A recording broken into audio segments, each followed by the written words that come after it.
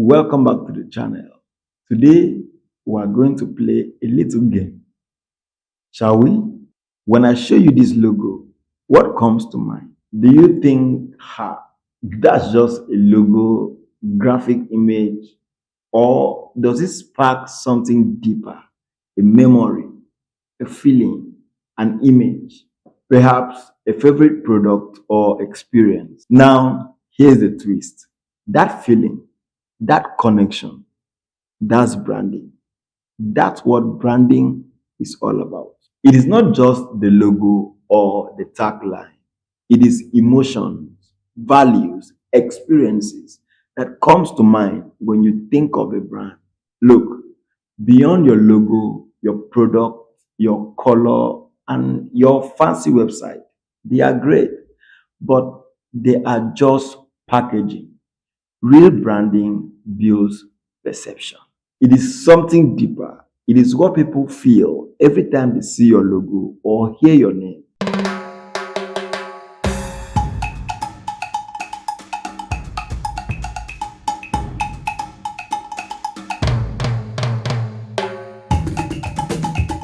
Like and subscribe. Today, we're diving into the world of brand perception and why it is much more than aesthetics. We are going to talk about why logos aren't the be all and all, what creates real brand loyalty, and how even small businesses can create brands that resonate and stick. Plus, I will share a few funny brand fails and some wins to show what works and what doesn't. But first, what exactly is branding? Branding is more than a logo. So here's the thing. Most people think that branding is just about looking good. You've got a good looking logo, your business card is top notch, and your Instagram is color coordinated. Nailed it, right? Well, not exactly. I remember spending hours choosing the best color for my business logo, and so I went with this trendy gold. And guess what? The first client said, I thought you are more, sophisticated. Yeah, let's just say the logo didn't exactly communicate what I thought it would. Think of your favorite brand, Apple, for instance. The logo is just an apple. But what comes to mind? Quality, innovation, startups. Though their logo is pretty basic. That's because they've built an identity over years that we associate with those things. Secondly, packaging versus branding. This is where most people get it wrong. Packaging as sophistication is a superficial mistake.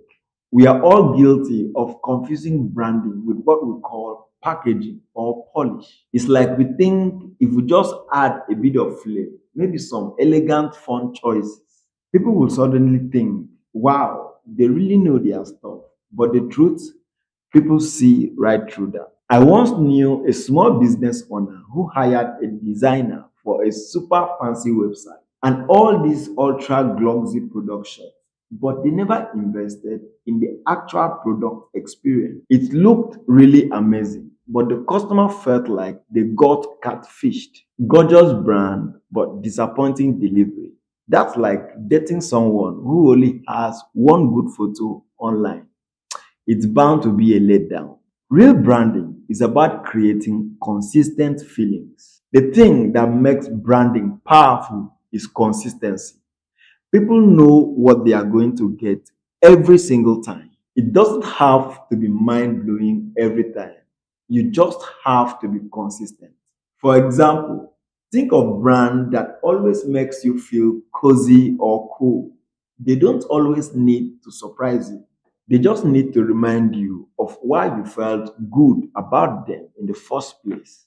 And then number three, how to define what feelings your brand should evoke. So, how do you figure out what feeling your brand should evoke? I want you to think about what makes people come back to you, not just for the product or the service, but for the experience you create. These are step by step guides. Step one, identify your core values. Is your brand reliable, adventurous, and high end? Step 2, think of adjectives. Does your brand feel warm, edgy, and confident? Step 3, list associations. Is it family oriented, tech savvy, or eco friendly? Now, if you are struggling, imagine what your brand would look like at a party. Is it the person who brings homemade cookies or the one in the corner talking about cryptocurrency? Those associations are key. Number 4, and here is the secret sauce, crafting visual content that builds your brand's perception. Once you know what feeling you want to communicate, you are ready to create visual content that bring that feelings to life. I'm not talking about just slapping your logo on everything. It's about crafting visuals that softly remind people of why they love you. These are few examples of effective visual content for different brand feelings. Friendly and approachable. These are videos with real people, warm colors and natural lighting. Luxurious and high-end.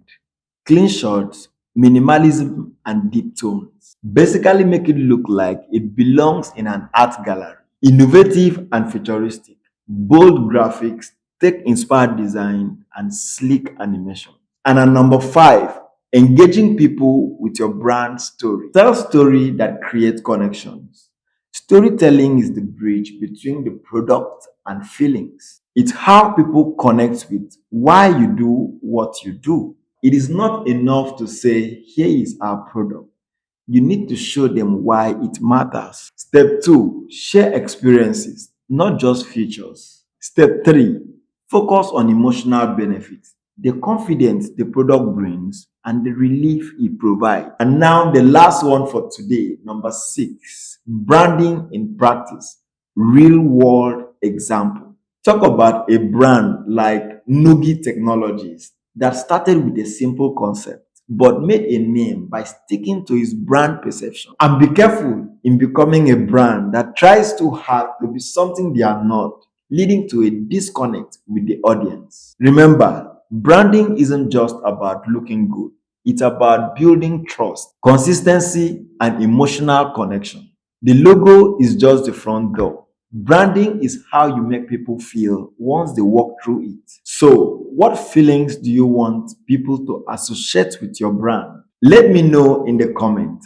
And if you found this video helpful, come on, hit the like button and subscribe for more tips on building a brand that's more than just a pretty face. And remember, if all else fails, just think, what will your brand look like in a party?